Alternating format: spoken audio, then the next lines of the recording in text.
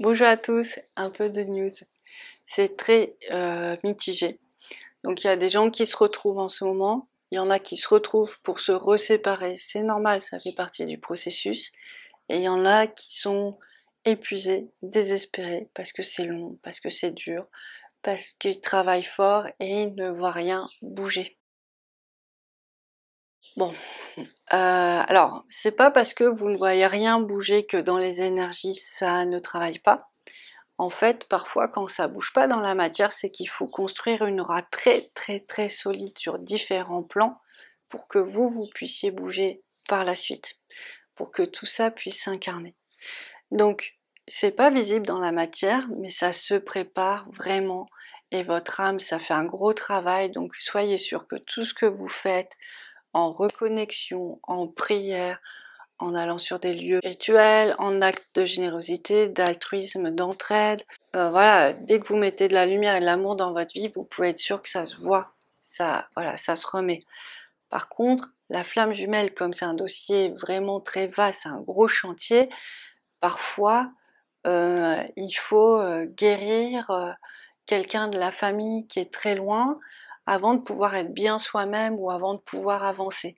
Et on ne peut pas faire cette guérison tout de suite parce qu'il faut étayer, il faut centraliser, il faut renforcer pour pouvoir le faire. Moi, je vois vraiment ça comme vraiment une rénovation d'un grand château, quoi. Ça met du temps.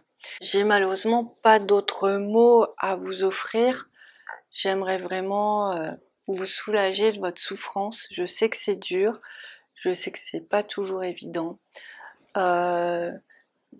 Voilà, en sachant que ce processus, moi je lui fais énormément confiance parce que je sais bien que, c'est une force, c'est un mouvement qui est très puissant, qui est très engagé, qui vraiment transforme les auras, transforme les âmes pour venir s'incarner sur Terre. C'est certain, c'est vraiment une transition vers une nouvelle manière d'être, une nouvelle dimension, et nous on est en train d'amener ça. Il y a déjà eu des transitions de cette manière-là. On en parlait tout à l'heure avec une dame.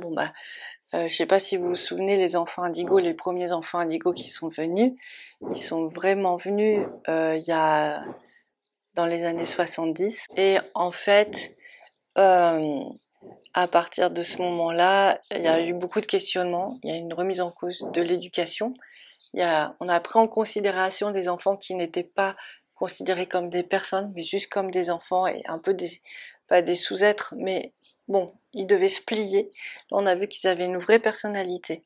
Et les enfants indigos, ils ont changé ensuite toute la société, ils ont brisé beaucoup de codes pour avoir le droit d'exister en tant que personne et d'exister avec son âme, sa médiumnité, sa lumière, son indépendance, et surtout en rejetant aussi une autorité qui n'est pas forcément légitime ou qui n'est pas forcément sympathique.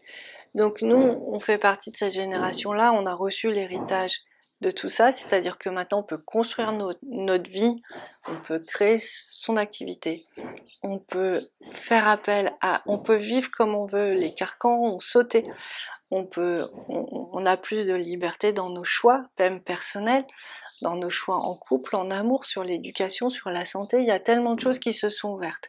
Donc vous voyez, ça a mis du temps, ça a été une grande révolution, mais en même temps, les choses sont arrivées, se sont posées. J'entends déjà les gens qui me disent oui, c'était dans les années 70, ça a mis du temps. Mais non, mais nous ça va aller, ça va se poser déjà de plus en plus rapidement. Je vous ai dit, le passage est fait. Il va y avoir de plus en plus de possibilités à se retrouver. Maintenant, il faut juste s'accrocher parce qu'effectivement, c'est pas toujours évident. Mais ce passage-là, la volonté, il y a vraiment une volonté que cet amour-là s'installe sur la planète et transforme tout autour de soi. Donc ça met quand même du temps parce que c'est vraiment une révolution. Je sais pas si vous voyez, des fois il y a des changements d'habitude, on sent que c'est bloqué, on n'arrive pas à le faire. Il faut s'y remettre faut s'y reprendre à plusieurs fois, faut insister pendant plusieurs mois et puis à la fin on y arrive. Donc là c'est pareil, c'est un truc qui est en cours, qui touche des milliers, peut-être même des millions de personnes, et voilà, en fait on peut plus l'arrêter. Et en sachant que les nouveaux enfants, les âmes qui ne sont pas encore incarnées, ou vos enfants, vous êtes dans ce processus parce qu'eux, ils en ont vraiment besoin, pour déjà amorcer notre mission, c'est changer la société. Donc voilà, tout est fait, tout est là pour vraiment garder confiance, même si c'est dur, même si c'est compliqué. Après, moi je dis toujours, vous pouvez faire une pause. Et souvent, quand on est trop épuisé, c'est qu'on se concentre trop sur l'autre et il y a un moment, il faut se rassembler vers soi. Et là, on retrouve plus de force. On peut se rassembler sur soi, on fait le féminin divin, on fait attention aussi de pas trop diluer son énergie vers les autres. Donc on dit je rassemble mon énergie. Ça fait aussi beaucoup de bien parce qu'effectivement ça peut arriver. Il y a la protection divine qui peut aider. Allez chercher la lumière, la lumière, la lumière, partout vous allez la trouver. L'ancrage aussi c'est important, donc la nature, les balades, enfin voilà. La souffrance fait aussi partie du processus malheureusement. Je pense qu'on peut s'éveiller sans souffrance et par l'amour, mais on voit bien qu'on nous propose l'amour et on n'arrive pas à être dans cette dimension qui est tellement haute. Et du coup, ça brise des choses en nous, ça induit de briser des schémas, ça induit des peurs qui vont libérer des mémoires, des grosses cristallisations, des pleurs qui vont libérer le cœur. Donc tout ça aussi permet de faire de la place en fait et de se transformer. L'aura elle devient plus légère, plus grande, elle s'ouvre à d'autres processus.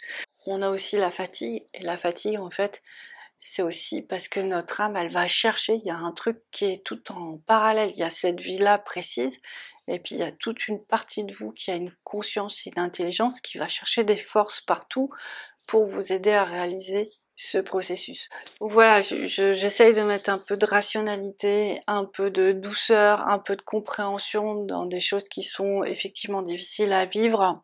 Si aussi vous passez dans la dimension de la spiritualité, la connexion d'âme à âme, c'est moins émotionnel, c'est moins prenant, c'est voilà, c'est plus simple à vivre. Il y a beaucoup d'espace, on peut faire beaucoup de choses, et c'est vrai, et pourtant des fois ça reste bloqué. Ça reste bloqué, on reste bloqué dans notre souffrance et on ne sait pas comment l'accueillir. Alors ça c'est... Et là j'ai envie de dire, j'ai pas tellement de mots et là c'est mon grand désespoir, c'est d'être dans cette forme d'impuissance. Moi quand ça m'arrivait, je laissais couler et je me retenais vraiment à ma connexion divine.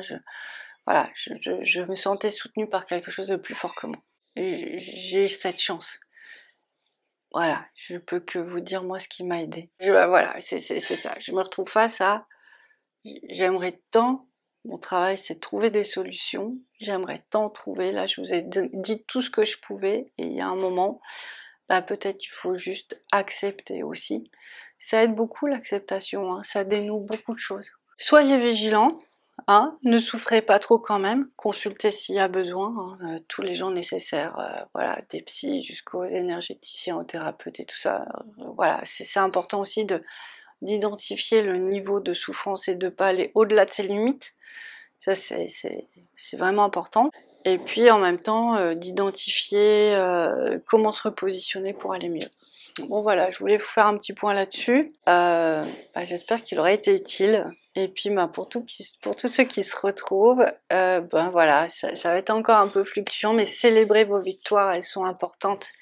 Célébrez vos victoires, c'est vraiment capital parce que c'est des petits moments comme ça de joie, de force, de lumière.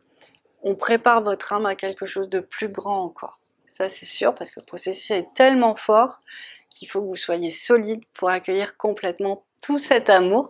Et même si vous croyez que vous l'êtes, moi je pense qu'il y a encore un peu de travail. Bon allez, je vous embrasse, je vous dis à très bientôt. Ciao!